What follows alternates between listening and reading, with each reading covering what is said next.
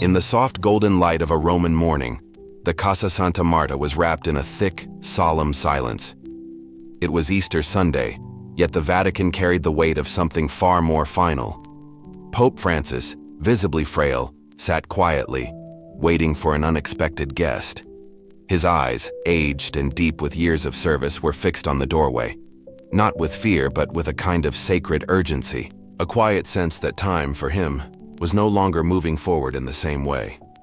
Elsewhere in the Vatican, U.S. Vice President JD Vance walked silently through marble corridors, his footsteps softened by the significance of the moment. This was no ordinary diplomatic visit. According to insiders, it was a gesture of peace made at the edge of history.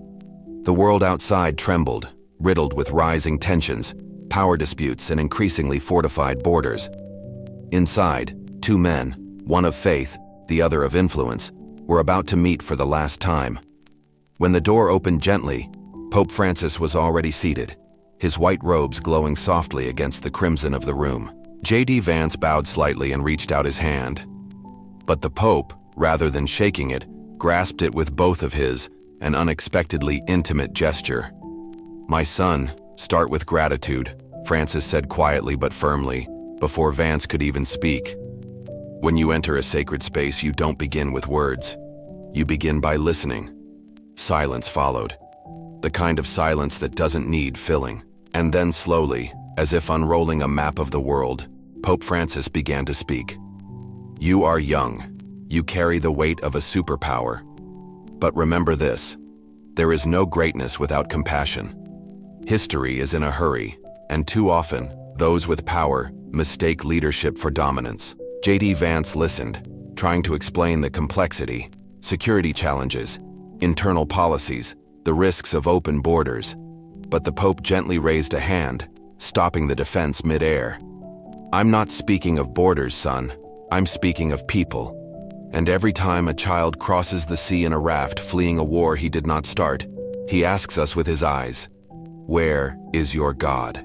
The air in the room changed. There were no cameras, no press, just two souls in the full weight of the world. Pope Francis described the migrant crisis in the Mediterranean, the overcrowded camps in Libya, mothers burying nameless children on foreign shores. He shared letters he'd received from priests in bombed-out villages and from Muslim imams begging for help to feed their faithful. And then, his voice trembled. "If your great nations continue to fight over power like boys quarreling over toys, what will be left for the adults trying to care for the world?" Vance said nothing. For the first time, his guarded expression gave way to a quiet vulnerability. He spoke of progress his country had made, programs to support refugees, discussions about international alliances. The Pope listened but didn't respond immediately. He breathed slowly, deeply. Then with effort, he leaned forward. His voice now carried both exhaustion and something closer to revelation. "Listen, son. I've watched the world change. I've seen walls come down and rise again inside people's hearts. The next great war won't be fought only with tanks, but with ideas. And the most dangerous weapon will be indifference." He paused for a long time, then finished softly. "And the antidote will be mercy." JD Vance moved, reached into his jacket and pulled out a small gift, a handmade rosary, crafted by an American family who once welcomed Syrian refugees into their home. He placed it gently in the Pope's hand. His gaze, now stripped of protocol, was simply human. The Pope smiled. Weakly, but sincerely. He thanked him, then said, "Let this gesture not die with me. Remember this day when you're in a room full of powerful people. Remember that the most feared power is the one who chooses to love, when it would be easier to fear." It was just after 11 a.m. when a soft knock broke the silence. A Vatican aide stepped in gently to remind them that time was running short, but neither man moved. Inside that room, time had paused, or perhaps lost all meaning. Pope Francis, his voice now a thread of breath, made an unusual request. "Son, tell me, what do you fear the most?" JD Vance hesitated.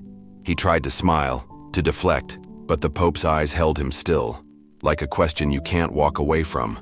"And so," he answered, He spoke of the future, of the weight of decisions made behind closed doors that affect millions, of the fear of being remembered not for who he was, but for what he failed to stop. Francis nodded slowly, absorbing the words not like a judge, but like a grandfather. Then, almost in a whisper, "Fear is not your enemy, it is your mirror." When a man in power confesses fear, he begins to see the world through the eyes of the powerless, and that might just save him. The Pope reached for a small envelope on the table, plain, unsealed. He handed it to Vance with a clear instruction: "Do not open this until you are home." Inside, later, Vance would find a single handwritten line in Latin: "Si vis pacem, para misericordiam." If you want peace, prepare for mercy. But in that moment, back in the room, Francis closed his eyes again. He inhaled deeply. Then, as if speaking to the heavens rather than the man before him, he whispered, "The world is tired of men who want to win. What it needs are men willing to serve." JD Vance stood, not like someone ending a meeting, but like someone leaving a sanctuary. He took the Pope's hand again, now colder, more fragile. Francis didn't open his eyes. He only moved his lips, a final movement, almost imperceptible. "Peace, son." 3 hours later, as pilgrims unknowingly filled St. Peter's Square, the Vatican bells tolled in a tone few had heard before. Low, long, final. Pope Francis had passed, but he left something behind. Days later, JD Vance stood at the Senate floor, addressing a chamber that had grown used to the sound of self-interest. His voice was steady, but something had changed. He spoke of that last meeting, of the letter. And for the first time in his political life, he used the word compassion, not as sentiment, but as strategy. He said, "Leadership without empathy is not leadership, it is calculation, and the world is drowning in calculators." Some clapped, others shook their heads, but all of them knew they had witnessed a shift. And as the image of Pope Francis's funeral rippled across the world, translated into dozens of languages, a quiet question spread with it. What would you say if you knew your last conversation could change the course of a nation? Maybe without realizing it, Pope Francis left behind one final encyclical, written not on paper, but in the heart of a man with power, spoken in the moment when faith and politics stared each other in the eye and chose not to look away. If this story moved you, like this video and let us know in the comments where you're watching from. We'd love to see how far this message reaches. And if you want more stories of power that inspire, challenge, and transform, subscribe now.